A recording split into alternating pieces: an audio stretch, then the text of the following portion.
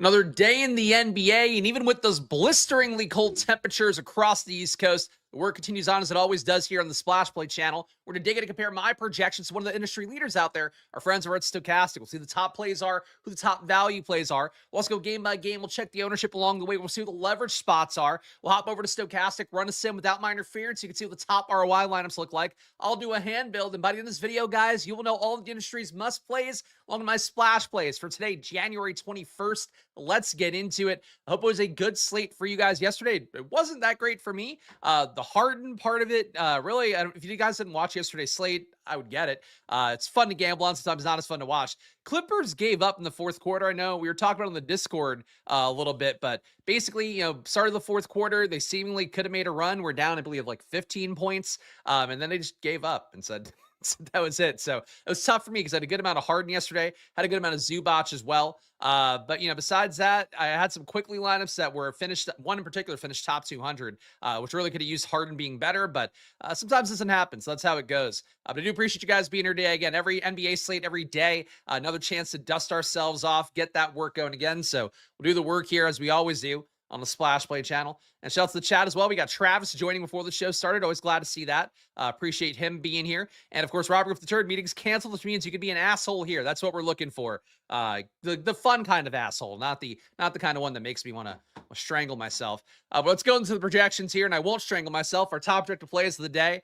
We got Jalen Johnson at number 1, a spot where we have no Porzingis, no Reza Shea. As a result, Atlanta getting some guys bumped up a little bit more than you might expect here. But Jalen Johnson, one of those guys that we like the most on Atlanta. There's a value play I'm a little bit questioning of, which we'll see in a moment when we sort by those metrics. But for Jalen Johnson, triple-double threat for sure, going against Memphis in the situation, never something that we're too worried about.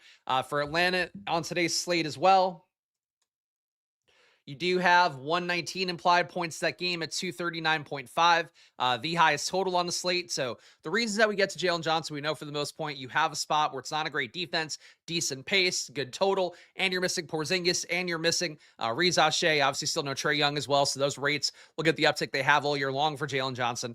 He looks like the best play on the slate to me. Only guy over 50 fantasy points as well. I'm at 51.1. Stokastic has been 50.5. As a result, the ownership I'm getting is 21%, or more accurately, he appears in 21% of the top 10,000 sim contests here. But getting Jalen Johnson at this point, and no issue with it. My projection is also 0.6 higher than Stokastic, so Fields ownership is at 13%. The other Jalen Brown, 2 of our Jalen's up top today. $9,800 salary, a little bit less than Jalen Johnson at 10.2, but he's also a 5x value for me. Jalen Brown, I predicted for 49.5 today. Stokastic has him at a slightly lower, 47.3. But as a result, I am getting Jalen Brown 21% of my winning lineups. Again, 10,000 contests is what I'm simming out here with a fully representative field of, I think today it's like 19,600 lineups, something like that.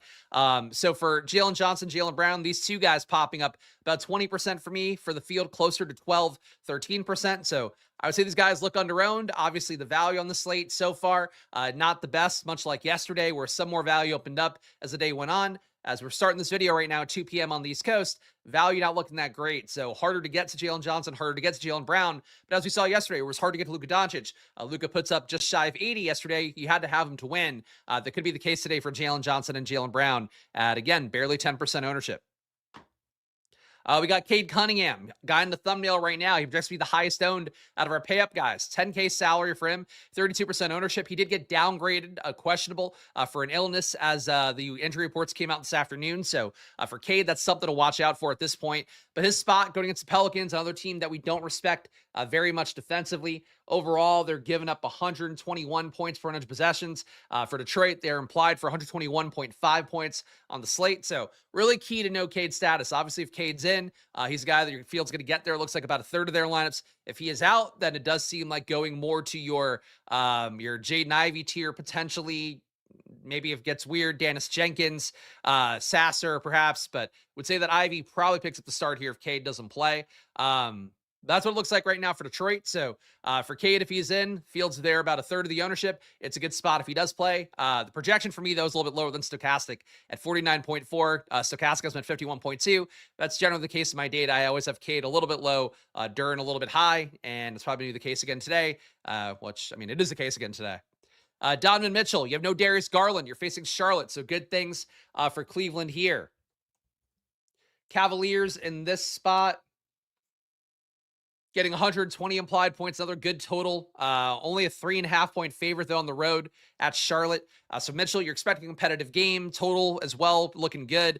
His price tag at 9,500, also a little bit cheaper than these other guys. But the big thing is that the rates just don't take a big enough jump up for Darius Garland being off. So for Donovan Mitchell, he doesn't look like an appreciably better play than he would normally to me. And at 9,500, that is sort of where we start to split these guys apart, where, if Mitchell doesn't gain a whole lot in opportunity, we expect him to kind of be worth what he normally is. Whereas, if guys like Mobley get more shots up, like Mobley's price tag is up, but he does produce better with Garland off because some of that excess usage that Garland has that doesn't flow to other guys, it goes Mobley's way. Mitchell probably as much usage as he can normally stand anyway. So that's sort of why he is where he is. But Mitchell at number 4 here, Fields at 24% ownership. I'm getting 23.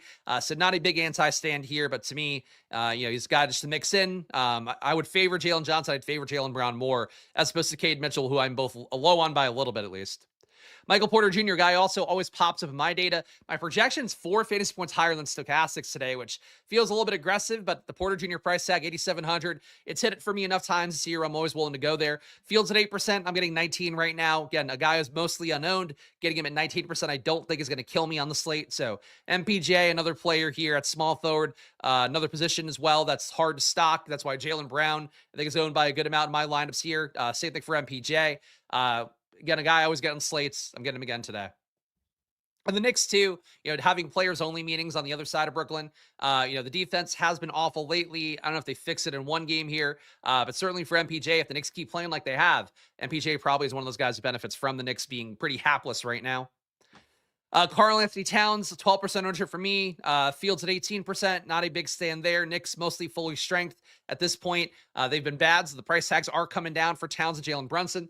And the Knicks as well, I don't think have a great team total here. Your Knicks, 116.5, which is a little bit worse than you want them to be. But, they are an 11.5-point favorite at home against Brooklyn. So don't hate getting to Cat and Brunson. These two guys sort of the center of what's been going wrong with the Knicks lately. Brunson was the one who called the team meeting apparently. And, Towns trade rumors floating around him. He also gave a quote where I think he feels his second unit has not been benefiting him the same way as it did last year, where, Cam Payne made Karl-Anthony Towns a lot more efficient last year because they played a ton of two-man game. Cam Payne would basically set up Cat over and over again in a way that worked well for him. But now this year you have, Jordan Clarkson out there. You have Tyler Kolek out there. The two-man game not working quite as well in the second unit is part of what Cat, I think, thinks is what's going wrong. And frankly, some team reporters also said that they had the same concerns when they, first made the changes they had to the roster this summer, and then seeing it in action now brought it up again. But for Cat and Brunson, I think these two guys kind of the same thing here, where if the Knicks are just a little bit less of a disaster today, they can be okay, but the team's fully stocked, so I don't know for the Knicks that the price tag is super beneficial at this point. Again, Fields at 18% for Cat, 10% for Brunson. I'm getting 12% Cat and 15% Brunson. Pascal Siakam, another guy who has decent upside at 8,400. For this Pacers team, that is not good, but certainly competitive enough games at this point. Today for the Pacers, their total, as of before the show, was a 10.5-point spread going against them. Overall, a 108 implied total for them. One of the lowest ones in the slate. So you're not expecting great things for Indiana here, but Siakam himself can have upside if Indiana's competitive in a game versus Boston. With Mathurin still out, Siakam probably had a good shot of being a decent part of that contribution. So Siakam, not a guy I'm super stoked to get. Fields at 12%. I'm getting 13, but he's coming up a little bit. Evan Mobley, really expensive at 9K. He's the biggest rate winner for having Darius Garland off the court, but still my projection of 38.2, hard to really get there. Stokastic is a little bit higher at 40.6, but even then at a 9K in salary, Mobley's really your one expensive guy. I just don't see the reason to get to at all. Fields at 4%. I'm getting a slightly lower version of 4%. If he hits the upside, nobody's going to be there, but the projection definitely does not support it. Jalen Duren, Fields at 26%. I'm at 24. My projection, though, is 1 fantasy point higher than Stokastic's at 37.9. They have him at 36.9. Duren, I think, will look better if you get Cade Cunningham out. He'll get a little more usage. He'll get some more rebounds theoretically as well for himself, just from the team missing more shots. He'll have more putback opportunities for the amount of offensive rebounds that he does claim. For Duren at this point, 7,200. He's one of those guys with the price tags coming down. The production still holding pretty steady overall. For Duren, he's still putting up 1.27 fantasy points a minute this year for comparison. Cade's at 1.38. And there's nobody else on the team above 1 besides Paul Reed. So for Duren, if you get Cade out, he's going to look like a better play. If Cade's in, you're facing the Pelicans with their weak center rotation. That can also be a good thing for Duren. It's a team that also can miss some shots, which can pad Duren's rebound stats. But this is a spot for me where I think I'm going to end up with more Duren when we get to lock. Right now, getting 25%, which is dead with the field, basically. And last but not least, Derek White. Fields at 4%. I'm getting 9. Not a big stand here on Derek White, but technically 2x the field. I guess almost 3 with him being a rounded up 4. But for Derek White, 8,300. One of those guys where I'm not really a priority play by any stretch, but he does sometimes work in lineups where you need an $8,300 player. He's got point guard, shooting guard eligibility. So we definitely would rather get Brunson, I would think. But Derek White has a ceiling. You get him sometimes. We're going to sort by value here, guys. Before I do that, one quick ask. Make sure to hit that like button and subscribe. Even if all you're going to do is fade everything I'm saying here, which I don't think would be a great idea because I'm showing you the data. I'm showing you all the work. But I am here Monday to Friday at 2 p.m. doing this work every day so you can get whatever you want out of these videos here on the @SplashPlayBets channel. So please help me out. Help me keep finding that YouTube algorithm. Hit that like button and subscribe here, and we'll keep doing the work as best we can Monday to Friday at 2 p.m. throughout the entire playoffs as well. Check out Stokastic. Of course, you do see some of their data here on screen. It gets updated throughout the day. Make sure to check those updates out when they come through. But use the promo code SPLASH over there. Link down in the description will get you over to see all your options. And use the promo code SPLASH when you pay and you get 15% off. That's any weekly package, any monthly package, even the yearly ones, it's all 15% off. So do check that out. Join down below. Use that promo code when you get over there and get whatever you want over at Stokastic. And that way we both win from that process. And last but not least, join the channel here if you want to be part of the live chats as I record the video, or if you want to be in the Discord, it's tilting away every night. You also can see updates with the top projected plays, top value plays, top owned plays every time I update the data. So check it out. And of course, if you join the Squirt Squad tiers, not only now do you get access to the NBA data, you also get access to, let me pull it up here. Well, real fast, let me show you what you get on the various tiers, because look, we're selling shit here. I apologize. We'll get to the good stuff in a moment. But if you are a Squirt Squad member, you get the #1 free people get to search any player stat here. Look, here's Derek Queen's stats. You get all that for free if you go to splashplaypodcast.com/NBA. You'd also see all the stats generally for every player, all the stuff that I think is important: usage rate, assist rate, rebound rate, their points per 100 possessions, data, all that stuff, the regular points per game, and all of that. If you are a Squirt Squad member, you get my matchup screen updated throughout the night. Again, every time I push an update, you also get FanDuel projections on there if you are somebody that cares about that, not salaries, just the projection. The Matrix, you can see here, you could sort by highest owned plays, guys I want to get the most. We're zoomed in, so you can't see it as well as you could. You also sort by projection, things like that. And if you're a VIP member, you get my exportable projections, which you can export over here, copy and paste them, CSV. You also get the simulator here, which shows all the sim data, how often guys score 30 plus, 40 plus, 50 plus, 60 plus, 5x, 6x, all of that in one spot. And you could also see an export here for Stokastic, where if you want to go and just use Stokastic Sim, you can export things for DraftKings and FanDuel. And it's a very easy process. Some people struggle with it. I don't know why, but it should be really easy to do. So check it out for yourself. Join down below. Join one of those tiers. And it does, of course, support the show. And then you get great things. And we all win together when you guys keep signing up. All right, top values right now. Luke Kennard is your top value play. I don't know why Stokastic is giving him 29.9 minutes. So Atlanta played a couple days ago, and let's pull this up. So when they played a couple days ago, we had Porzingis out, we had Reza Shea out. Luke Kennard played 10 minutes here. So I don't think this is one of those that's going to hold, and I think it's something too. It's important to note, because I know some people watch these videos and I think they take it as gospel, even though I try to make pretty clear, like, I'm doing these videos at 2 p.m. As my good friend Josh Engelman points out, maybe too aggressively on his NBA strategy show on Stokastic sometimes in the mornings, like, stuff is all going to change. It's all going to update, not just like, guys getting ruled in, getting ruled out, but also if a guy's a starter and then, he doesn't expect to be a starter rather in the data when we record the video, and then he's not a starter later on, or if just like Stokastic's data team just moves the minutes around because they go, oh, this is wrong. Sometimes those value plays will move around meaningfully. So Will Richard's one of those guys where we did the video yesterday and it's like, oh, well, Will Richard getting 28 minutes or whatever, assumed to be a starter. He looks good. Then he gets downgraded for the Q tag. Then he also doesn't start. That projection then has to come down. It's the kind of thing to keep in mind as the slate goes on. So for Kennard right now, when I see him popping up at 3,200 on a slate where we have no value, I get why he's making 75% of my lineups, why the field's at 44%, because Stokastic has given him like a really crazy minutes projection here of 30 minutes. But he's been about a 0.7, fantasy worth minute producer on the year. He's not been particularly good. So If you know that he's starting, I'd feel okay about the minutes, but still wouldn't expect production.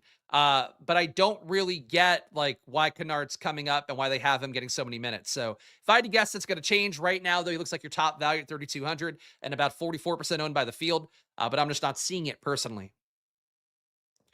Kennard is a case where you may be better off going to the guys who already have higher usage. Yeah, I mean, that's also true. But I think it's one of those things too, where like, I think they're assuming a lot of minutes where I don't know why they're making that assumption, given the fact that he's in the same situation last time out and just played, 10 minutes. It seems like they want to go, more McCollum, more Kispert.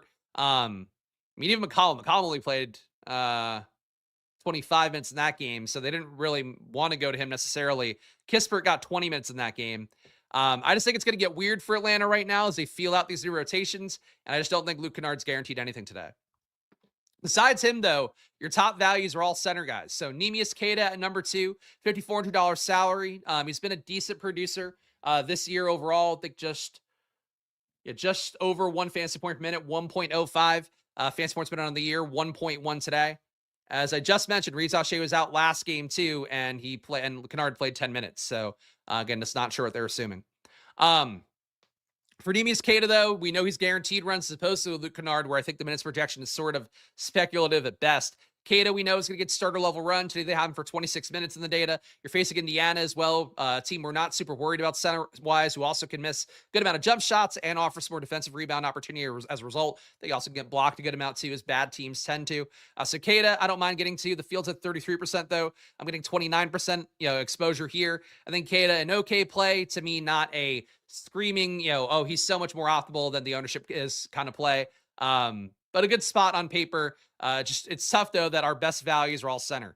Mitchell Robinson, another top value here, $4,400 salary. The Knicks desperate to kind of patch up the boat at this point. So for Mitchell Robinson, you could see the minutes get a little bit higher, I suppose, in those kind of situations. Last time out for the Knicks, Mitchell Robinson played 19 minutes. So you'd hope that can creep up a little bit higher here. Stokastic giving him 22 minutes today. So they are hoping that we're straight up in the minutes projection.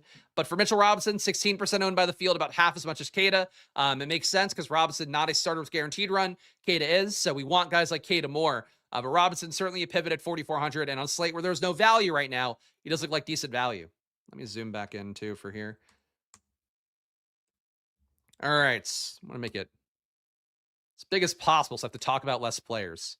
This way I only have to talk about 6 players. We'll go this big. Jalen Duren, a top value for me, despite being 7,200. Really just speaks, I think, to the price tag being low. And for what it's worth, my projection for Duren only 1 fantasy point higher than Stokastic today, so I don't think it's a crazy stand. Fields at 26% Duren. I do have him at 24, but I do think that number is going to come up as the slate goes on and Duren sort of solidifies himself as one of the more underpriced guys on the slate in a matchup against the Pelicans. Moussa Diabate here, 14% for me. Fields at 18. Not a big stand here either, but Diabate technically cheap enough. Not sure why. Kalkbrenner today they have for 22.6 minutes. Diabate for 28.6. Are these guys starting to overlap more in minutes? Because I missed that if so. Let's see, a couple games ago on the 18th, because I don't have popcorn machine data from yesterday. They didn't populate it for some reason. Diabate started, played 25 minutes. Kalkbrenner played 23. They shared no minutes. So I don't know why Stokastic is giving them overlapping minutes here. But if I had to guess, Diabate's minutes will come down a little bit, because they basically, Stokastic currently is giving Diabate and Kalkbrenner about 2 overlapping minutes, and I don't think they ever overlap, but I wanted to double check it to make sure. But Diabate coming up as a value. If he starts against Cleveland, he's been good in the spot before. The issue is now you have Kalkbrenner at full health, and if he plays well enough off the bench, he steals a minute or 2, if not more. So Diabate, to me, again, not as secure of a value play as Neemias Queta is. It's this group of really shitty values. Michael Porter Jr., top value for me, despite being not a value play at 8,700. But we talked about him already. He just looks a little bit underpriced. Jaylen Brown, same thing. Talked about him already. Brandon Miller at 7K, another technically a top value because we just have no real value on the slate. Getting him in 34% ownership for the field. I've been 27% of my lineups.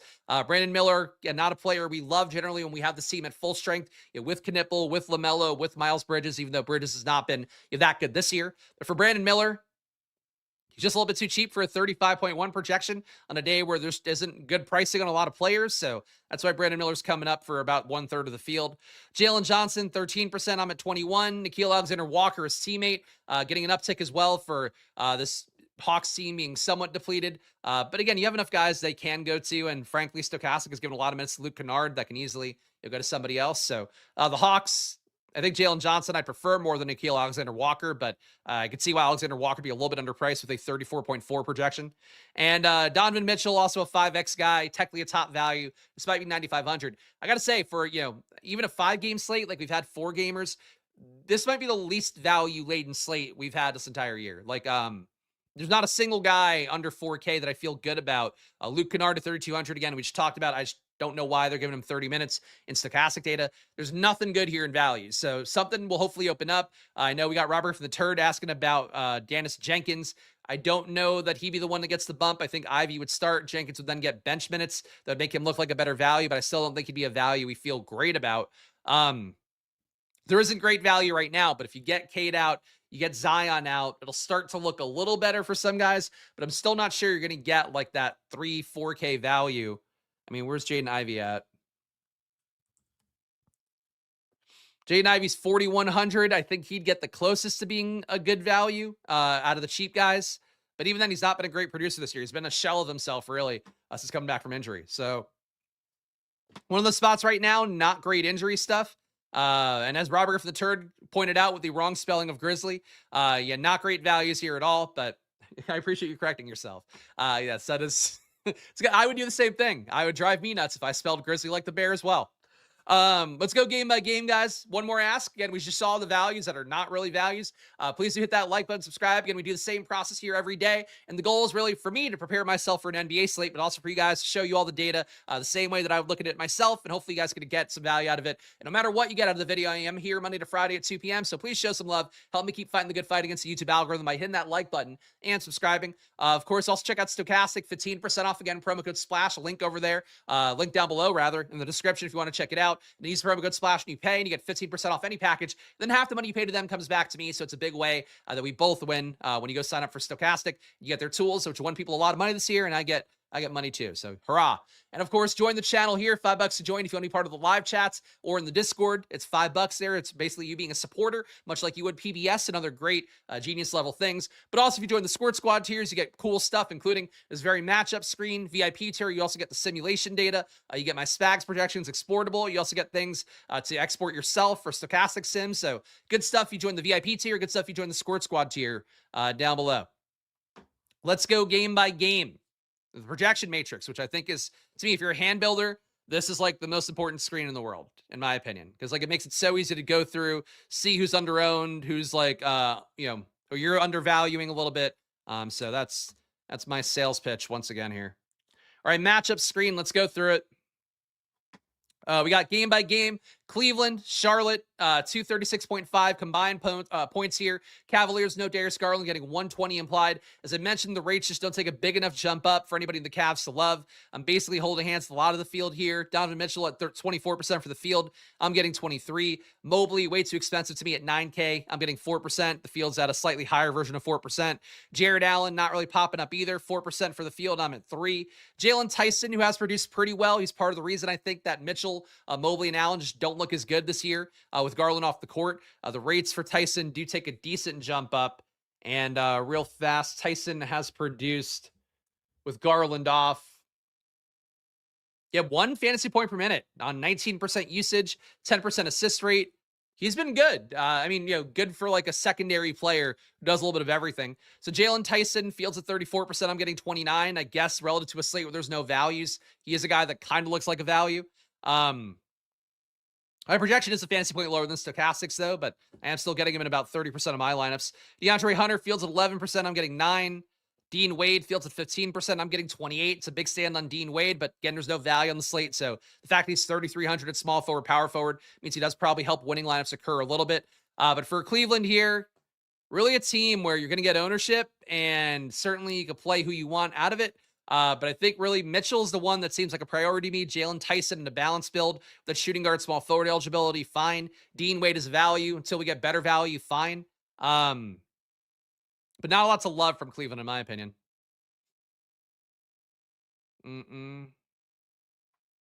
Robert Griffin the Turd saying you should pick 4 to 5 from the sim screen, the rest from the matrix. Build your 2x floor easy game. I'm sure it is. I hope it is for you guys. For me, it is using my own sim stuff to export the lineups. I got it down where I can do it so fast and it's really nice. I can massage my exposures well. But I got to say, like it's reassuring to use a stochastic sim as opposed to like your own sim creation. Because you're getting it in good with stochastic data. With your own, it's like, yeah, I hope it's working okay. I know the projections are good. But also like, these slates lately, for what it's worth, I don't think have been the most projection forward slates. Like you generally can tell like who's winning. A DFS slate, is it a bunch of stochastic avatars or Saber Sim avatars or I guess ETR, but doesn't happen as much in NBA. Then it's like, oh, projections worked well on the slate no matter what those projections are. When you see like random avatars and guys building kind of shit that doesn't really make a lot of sense, that's when you're like, oh, okay, well, I should have lost today because it was like random shit that won. Just one little test for you guys if you feel like you want to know if you're doing good process or not. Obviously, if you're winning all the money, that's good process. But like, if you see yourself surrounded by avatars where like good products are making those lineups, you're probably doing okay. Charlotte Hornets here. We got LaMelo Ball get his minutes limit here. Charlotte, are they in a back-to-back? Hold on. I think they might be with that minutes projection. Yeah, they're on the front end of a back-to-back. So you might get the thing where LaMelo doesn't start but does close. He could still get to 26 to 28 minutes, but a 25.5 minute projection does seem like it'd be on the safer side of things. So LaMelo hard to get to today. Fields at 6%. I'm getting 8. He does have that massive ceiling even at 8K. But the minutes are limited. So, and they're definitely going to be extra limited because of the fact that he's on a back-to-back, the front end of it. Brandon Miller, 34% for the field right now. I'm getting 27. Like we talked about on a slate where you just don't have value, guys like Brandon Miller, Jalen Tyson, they make lineups work a little bit better than they would on other slates. So Brandon Miller coming in here, 34% for the field. I'm getting 24. Con Knippel fields at 16. I'm getting 18. Not a big stand there, but we just got to cycle these guys in because we just don't have great plays. We want to really prioritize as a core right now in terms of the pricing.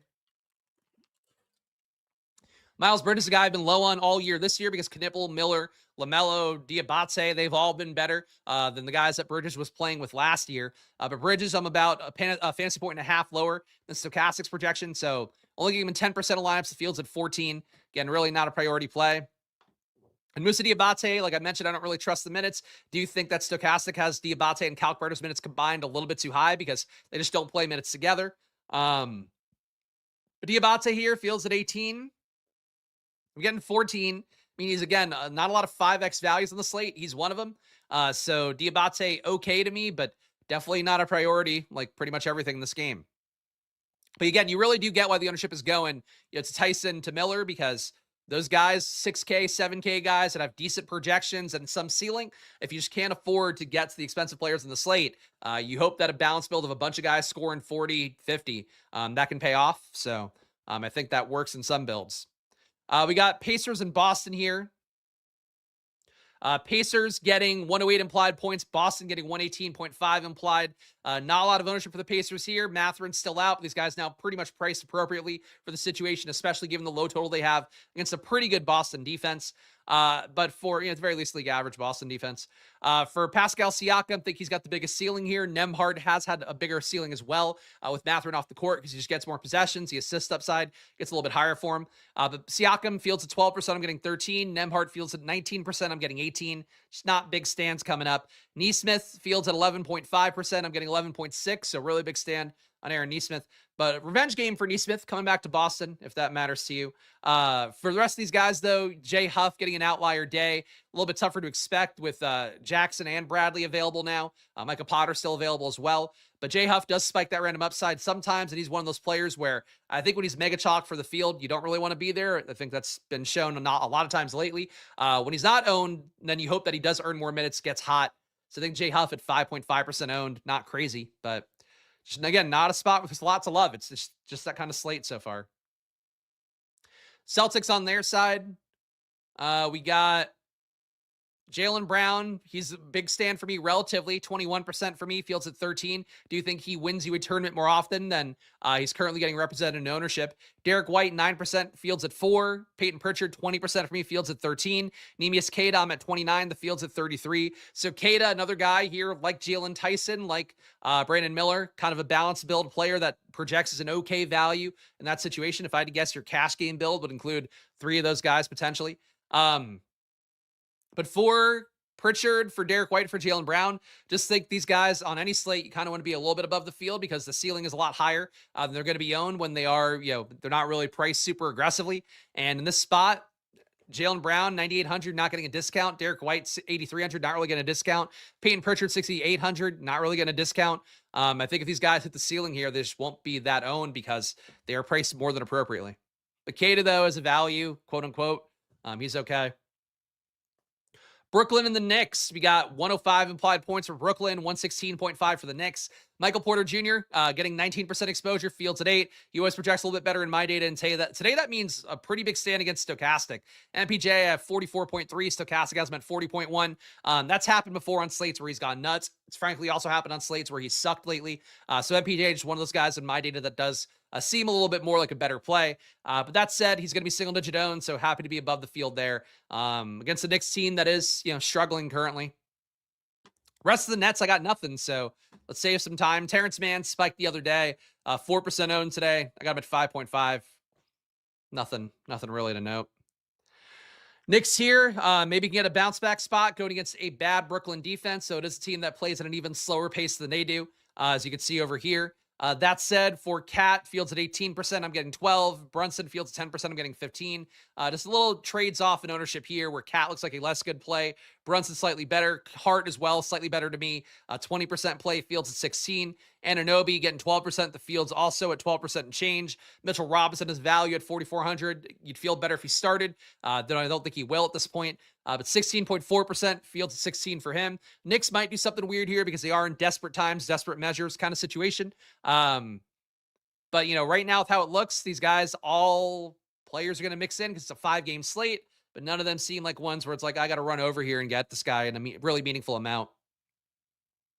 Detroit and the Pelicans. As we talked about, Cade downgraded to Q-Tag. Zion also on the other side, downgraded to a Q-Tag. Zion's absence won't matter a ton, though it does make Derek Queen probably look better. It does make really all the guys on the team will look better. Trey Murphy will look more playable at his price tag. That's pretty aggressive.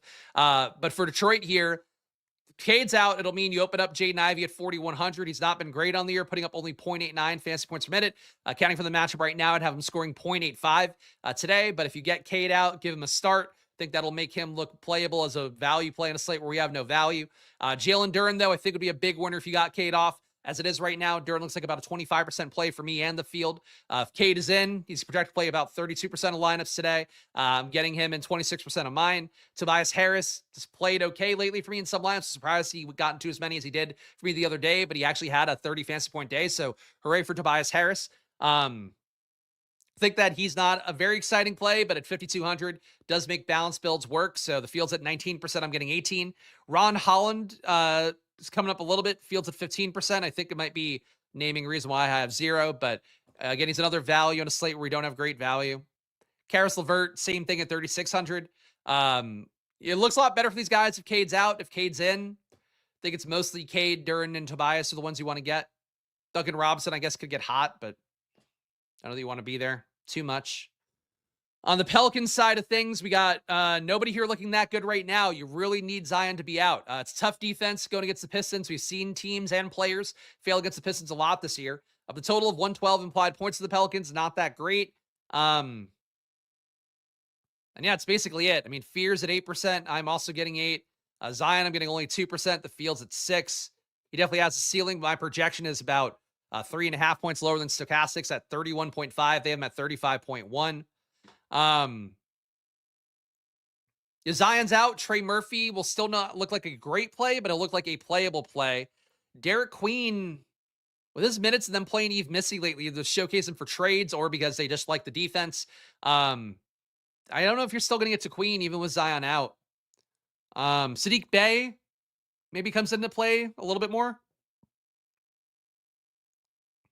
Tough price tags. Zion to me just not Him being out doesn't matter as much as it used to for this team.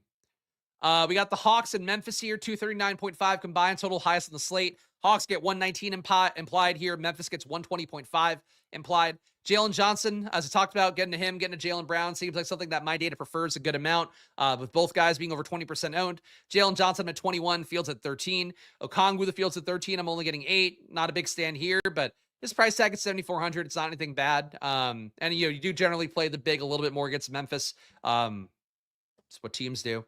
Alexander Walker, 24%, Fields at 17. Dyson Daniels, 8%, Fields at 7. Kennard, again, I just don't get the ownership here. If he were to play 30 minutes, I do think he'd be worth 75% sim ownership, but he's not going to play 30 minutes, so that's going to change. It's not even worth talking about. I think he looks like a good value now. When he's not in, you'll get, if Cade's out, you get Jaden Ivey more, though even then, probably not as much as Luke Kennard, if I had to guess. Kennard's cheap for like a guy that can play a variable swath of minutes, but he's not going to play 30 minutes. I think it'd be really hard to expect him to play 30 minutes. And Kispert's the one who started last game. If he plays well, I think he only played 20 minutes last time out, but if he plays well, he could earn more minutes. McCollum being shunted down the rotation, don't think you want to play him at this point, but really, if people do end up playing Kennard, at that point, playing McCollum, playing Kispert, they're your most live pivots to Kennard minutes, but Krejci could steal minutes as way too. Hard to say. I just don't get the Kennard minutes in Stokastic's data.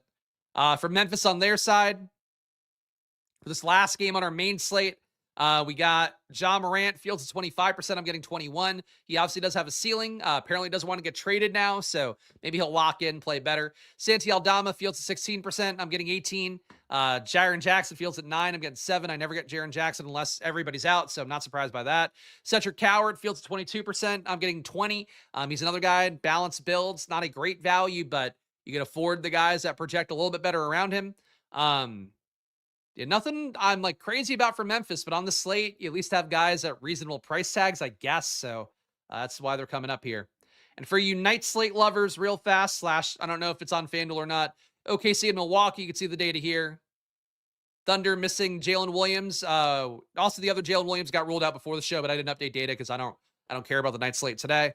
I'll get it in an update coming up, but until Stokastic updates, I'm not doing it by hand. Milwaukee on their side, you could see Giannis, one of very few guys projected over 50 on the slate. Toronto and Sacramento. We got a lot of questions about Toronto and who's playing or not today on the back-to-back. Because I don't think their injury report came out. Let me just make sure that's accurate as of 2:30 here.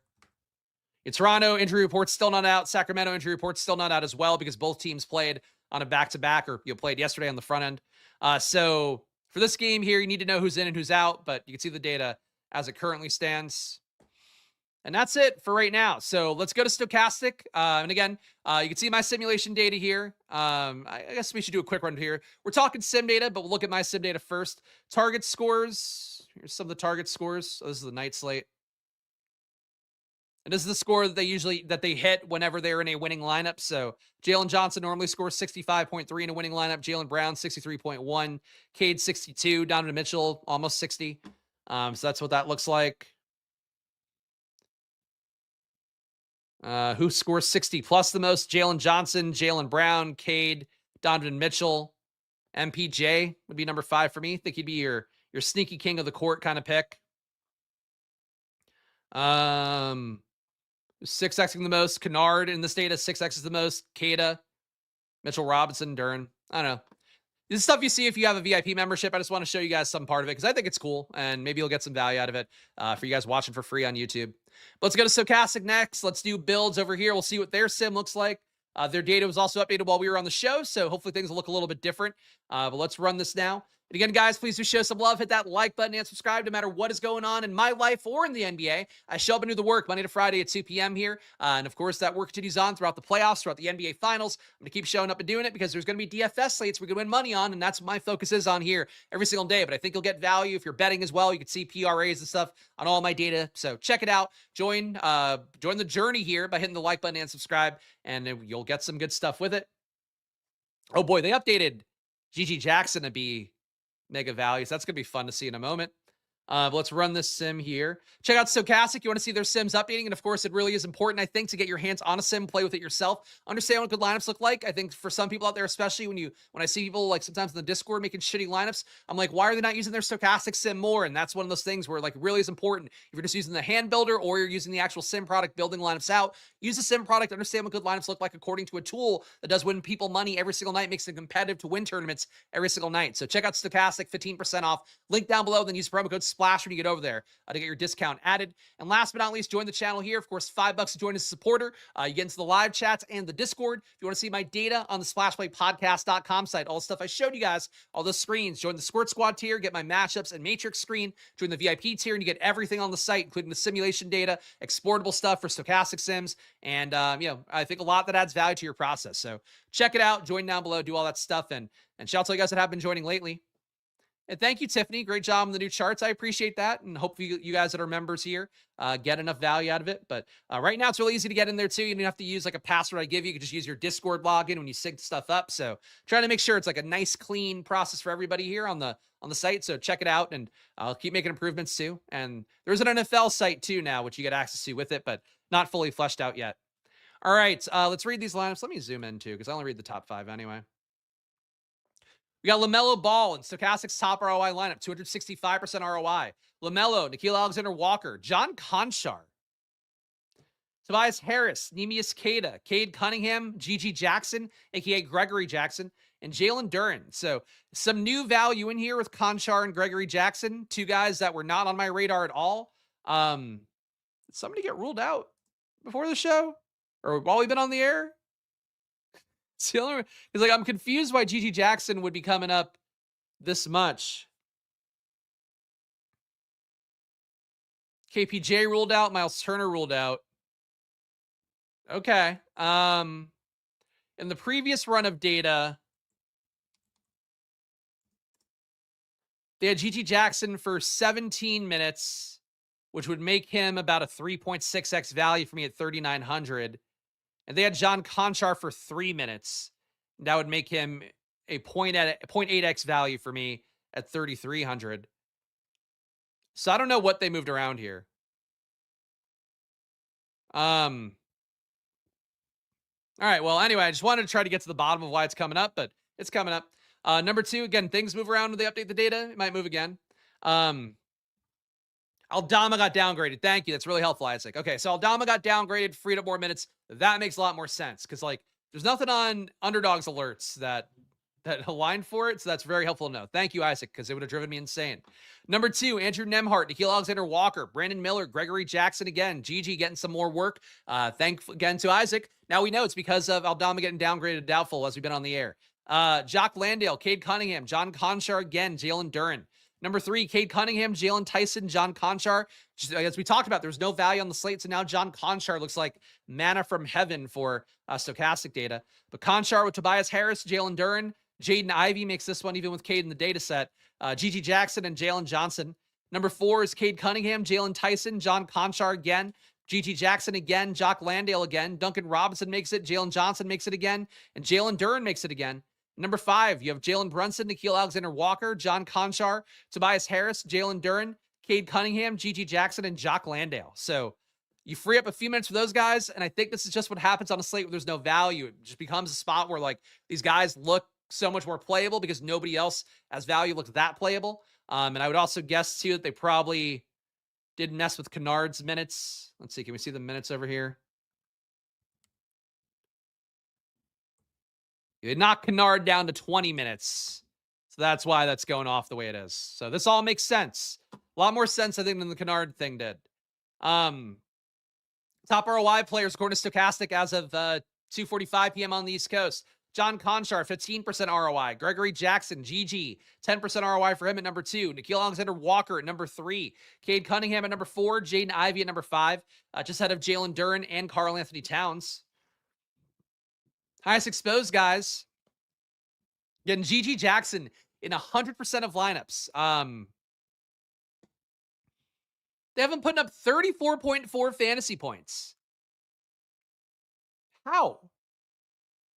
I feel like you would need Jaren Jackson and John Morant to be out to get there. but they're projecting GG for 66% ownership now, 100% exposure. So just with these stochastic updates, the slate looks totally different than before. So that's something. John Conchar, 13% field ownership. They're giving you 67 in the top 150. So massive stands on your Memphis newly opened up value that I still am questioning here. Jalen Duren fields at 32. I'm getting 66. So 2x the field on Jalen Duren, and you're getting about 2x that in Stokastic's top 150. Nikhil Alexander-Walker, 21% field ownership. You're getting him in 44% of your top 150. So another 2x stand on these two mid-tier options with Duren and Nikhil Alexander-Walker. Cade Cunningham, 20% ownership, fields at 43. Big stand on Cade if he does play. Obviously, it is a soft matchup going against New Orleans. Tobias, 32% ownership, fields at 37. Pro stand on Tobias here, who is popping up in my data more than I would like to lately. And Donovan Mitchell, 29% ownership for the field. You're getting 27% in the top 150. So the Jackson 100% owned thing, bit of a surprise. Derek White's hard to figure out. Hasn't been scoring as much as of late. I mean, I wouldn't worry about guys being interested or not. Sometimes the shot's not falling. It goes in ebbs and flows. We get it back. The Hawks have the worst defense in this. The second team, sure.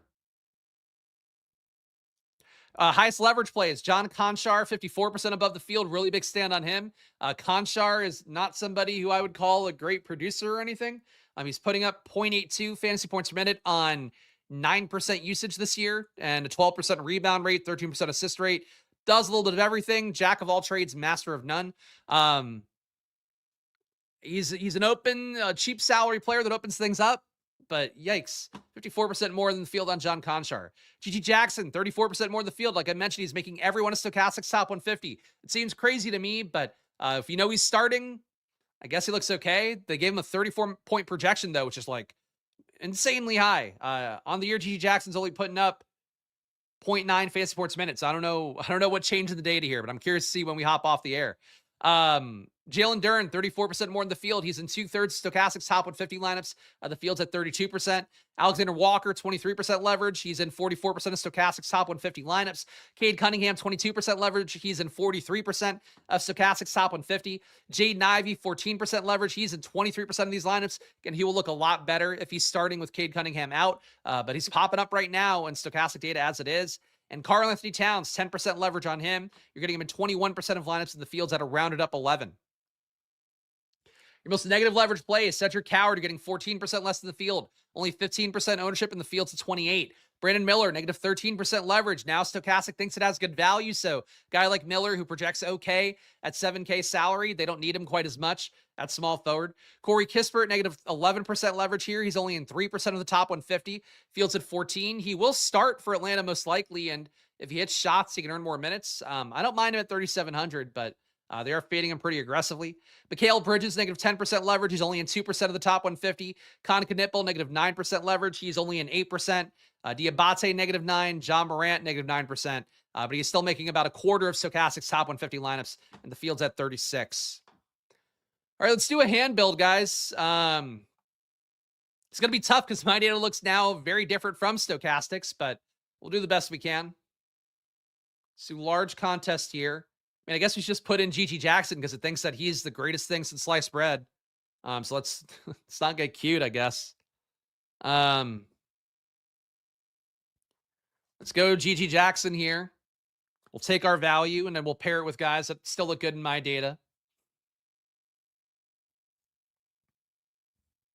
Then a point guard for me. In the old data, it would be Luke Kennard. Cade, Morant, Pritchard, Nembhard. I mean, assuming Cade plays, I do think Cade would be a good option here.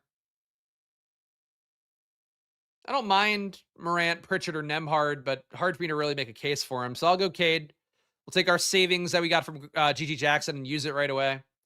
Shooting guard, I think for me, it'll be Jalen Tyson or Alexander Walker. We know the Sim's going to like Alexander Walker more, so let's give it what it wants for now because he projects well enough for me anyway. I think small forward now is going to be Jalen Tyson. Because my other options are Dean Wade, Brandon Miller, Corey Kispert, Jaylen Brown, who I don't think we can afford yet. Let's go Jalen Tyson. Shooting guard, small forward eligibility.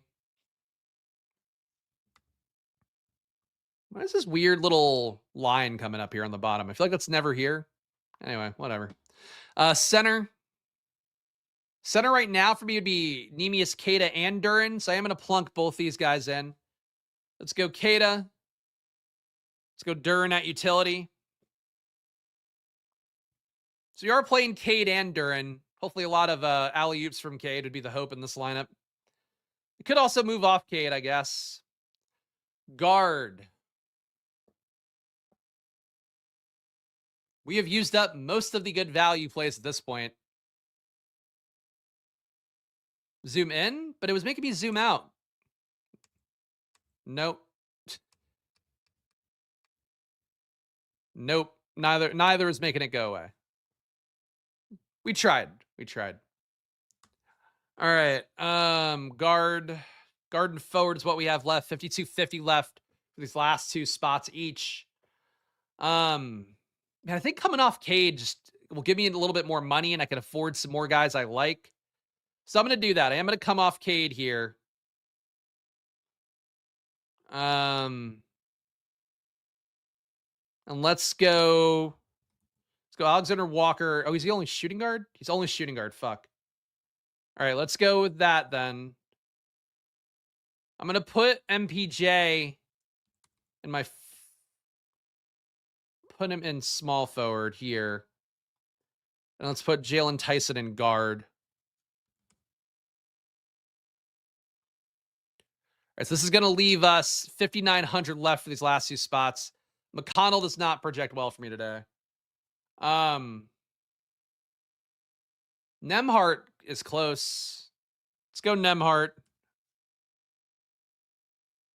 I'll run the McConnell train. Edie has been out for literal months, so shouldn't mean that much of an impact.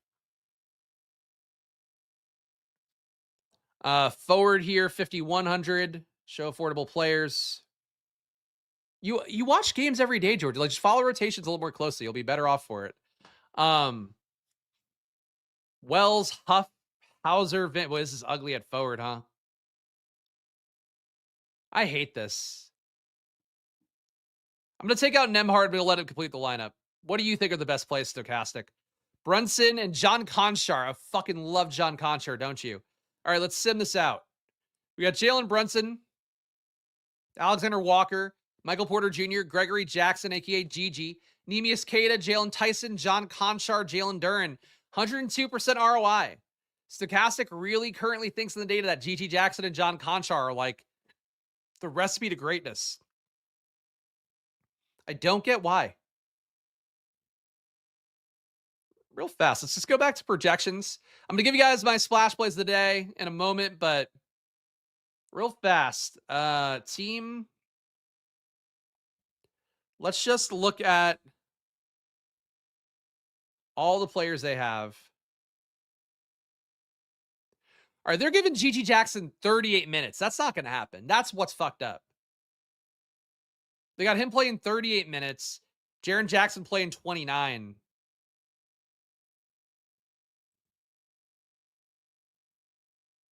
If you bump his minutes down to 28, you're talking 25 fantasy points where he'd be a good value, but not in every lineup value. So something's going to move in this data. I'm pretty confident of what it is. If I had to guess, it's going to be Gigi Jackson coming down.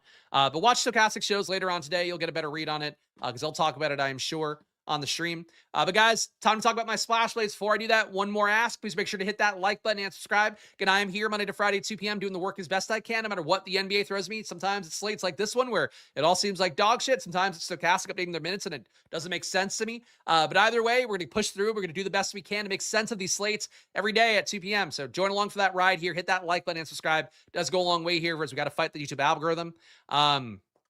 Check out Stokastic as well. All their data, all their sim stuff when it updates. When it does update, when you get closer to lock, it is the best tools in the industry. I'm pretty confident in that. In terms of the ways that they win for people as well. We keep seeing guys finish up top on FanDuel and on DraftKings. So check it out. Click the link down below and use that promo code SPLASH when you get over there to get 15% off any monthly, weekly, even yearly package. And last but not least, join the channel here. $5 to join. When you do join, you get access to the live chats as well as the Discord. But join the Squirt Squad tiers and you get all the cool data, all the simulation stuff I show you on the splashplaypodcast.com site. So check it out for yourself. And, watch the video if you want to see all the screens you get for the VIP tier and for the Squirt Squad tiers down below. All right. Splash plays of the day. A little bit tough given that the data I just saw I don't think is accurate. So I'll talk about not the Memphis value, guys. I think for right now, the splash plays of the day to me would be Jalen Duren. I feel okay about him no matter what. Neemias Queta, I think, is a value, will hold steady. Again, there might be better value that opens up, but I think Queta at 5,400, one of those guys that maybe the ownership comes down a little bit because people want to play a GG Jackson type. I do think he still will be a good play no matter what occurs. Nickeil Alexander-Walker, I think, would be a splash play in terms of being one of my core guys.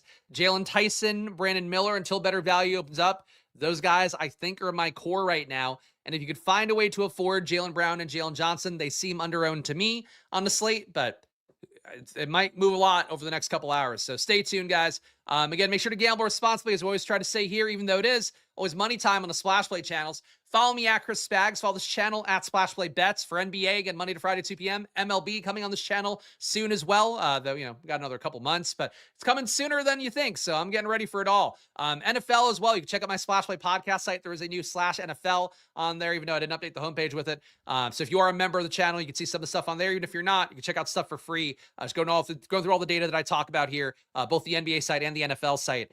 You can do that and search players and all that stuff for free. So hopefully that's some value that way for you guys that aren't paying money. But that's it for today, guys. So no shows for me on Stokastic. I'll be back tomorrow at 2 p.m. So stay tuned for that one, and I'll see you guys again soon. So enjoy your days. Good luck. Shout out to all you guys hanging out today in the chat, and all you guys that leave comments too. Appreciate that after the fact, and I'll catch you guys again later. Enjoy your days. Good luck. Thing I already said. All right. Bye-bye.